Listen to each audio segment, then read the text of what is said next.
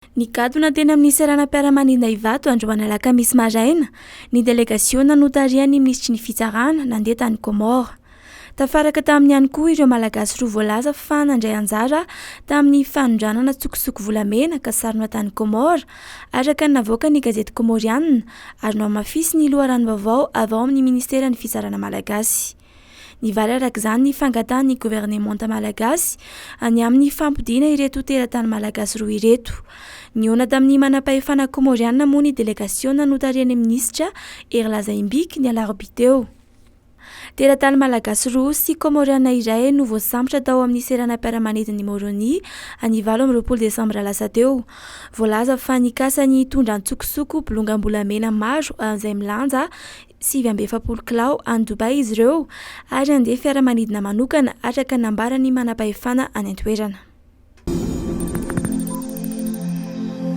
Ankoatr'ireo fivarotam-panafody mahazatra na farmasia, Hisy fivarotam-panafody manokana ihany koa manomboka izao eny anivon'ireo toeram-pitsaboana ny mararin'ny COVID-19 na CTC-19 ireny mba hanamorana ny fandraisana an-tanana ireo marary-tsaboana sy hanalàna fahasahiranana ireo fianakavian'ny marary amin'ny fivezivezena.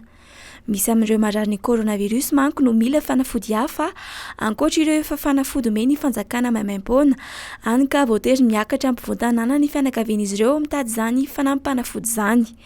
Nanambara ireo sindikany farmasianina ahafahazo ireo fivarotam-panafody mahazatra ireo atao ny manokatra fivarotana manokana na annexe eny amin'ireo CTC mandray marary toy ny eny amin'ny LTP alarobia na ny villageoire Andotapenaka.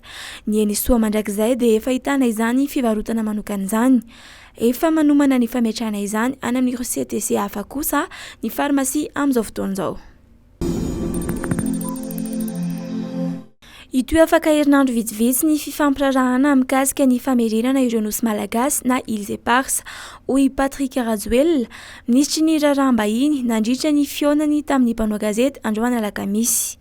Mety izy izany ny fionana faharoan'ny komisiona manokana Frantsesy Malagasy afaka herinandro vitsivitsy izay andinika ny amin'ny amerenana ireo nosy kely ireo amin'ny fitondrana Malagasy indray.